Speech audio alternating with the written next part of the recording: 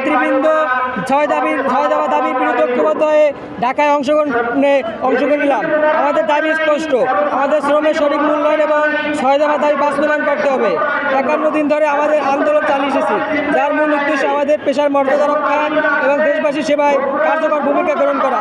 আমরা বিশ্বাস করি এই ঢাকা মহাসমাবেশের মাধ্যমে আমাদের ছয় দফা দাবি বাস্তবায়ন হবে ইনশাআল্লাহ।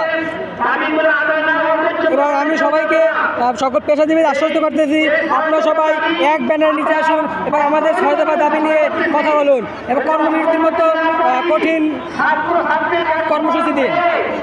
আজকে ছাত্র শিক্ষক পেশাজীবী একত্রিত হয়ে ঢাকায় এসেছি। আমাদের মূল উদ্দেশ্য ছয় দফা দাবি বাস্তবায়ন করতে হবে এবং এটা আমাদের মৌলিক দাবি, আমাদের সকলের দাবি।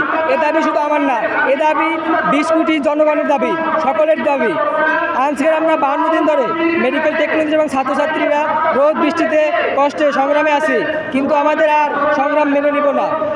দীর্ঘ 41 বছর ধরে আমরা আশ্বাস শুনে আসছি 10ম গ্রেড বাস্তবায়ন হবে, 10ম গ্রেড বাস্তবায়িত হবে, কিন্তু আমরা এখন পর্যন্ত ফাইল ওয়ার্ক শেষ করতে পারিনি। ছয় দফা ছয় দাবি মানতে হবে, মানতে হবে, মানতে হবে, মানতে হবে।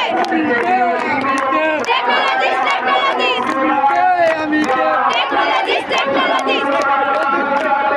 তুমি কে, আমি কে? মানতে হবে, মানতে হবে।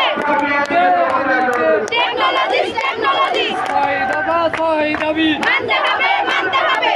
আমার সোনার বাংলায় বৈষম্যের ঠাঁই নাই, বৈষম্যের ঠাঁই নাই, আমার সোনার বাংলায় বাংলায় বৈষম্যের ঠাঁই নাই, আমার সোনার বাংলায় বৈষম্যের ঠাঁই নাই, বৈষম্যের ঠাঁই নাই। আমার সোনার বাংলায়।